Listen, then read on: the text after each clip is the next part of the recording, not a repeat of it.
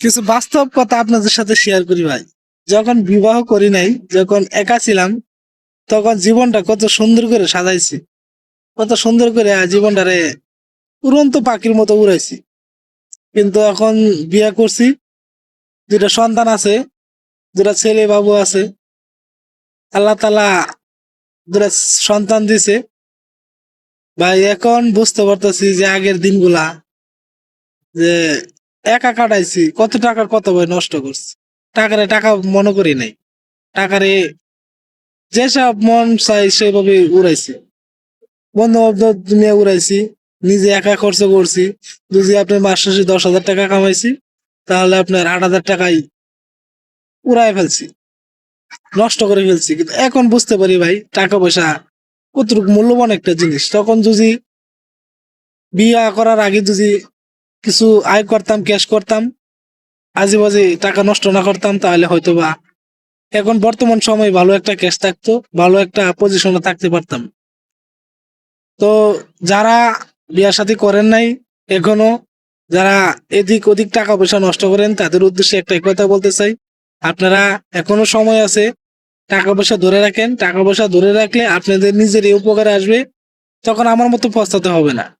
এরকম একটা সময় আসবো ভাই, দেখেন আপনি হয়তো বা এখন শরীরে শক্তি আছে, আপনার শরীরটা ইয়াং আছে এবং শরীরে এনার্জি আছে, এখন আপনি কামাই করতে পারেন, এখন আপনি রোজগার করতে পারেন। এমন একটা সময় আসবো, আপনি 1 মাস, 2 মাস, 3 মাস অসুস্থ হয়ে বিছনাথ পরে থাকবেন। তখন যদি আপনার টাকা পয়সা না থাকে, তখন আপনাকে কে দিয়ে চালাবে? আপনি কেউ আপনাকে দিয়ে চালাবে না। এই জন্যই বলতেছি, আমার মতো ভুল কাজ কেউ করবেন না।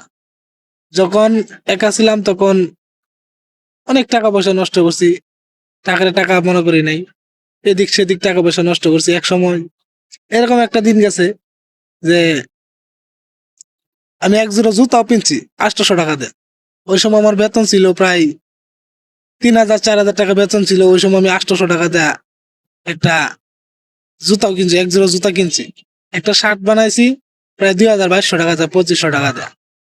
আর এখন জুতা কিনছি 150 টাকা দামের জুতা কিনছি।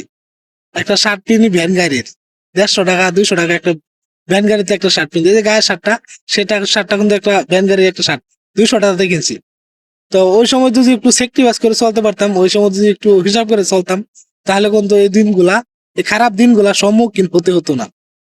তে এটাই সবার কাছে বলি যে আপনারা যারা টাকা পয়সা এদিক সেদিক নষ্ট করেন, তখনও সময় আছে ভাই।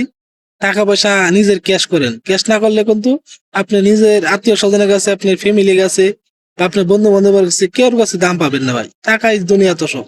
টাকা না থাকলে কেউ আপনাকে দাম দিবে না।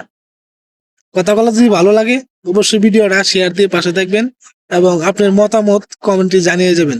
ধন্যবাদ।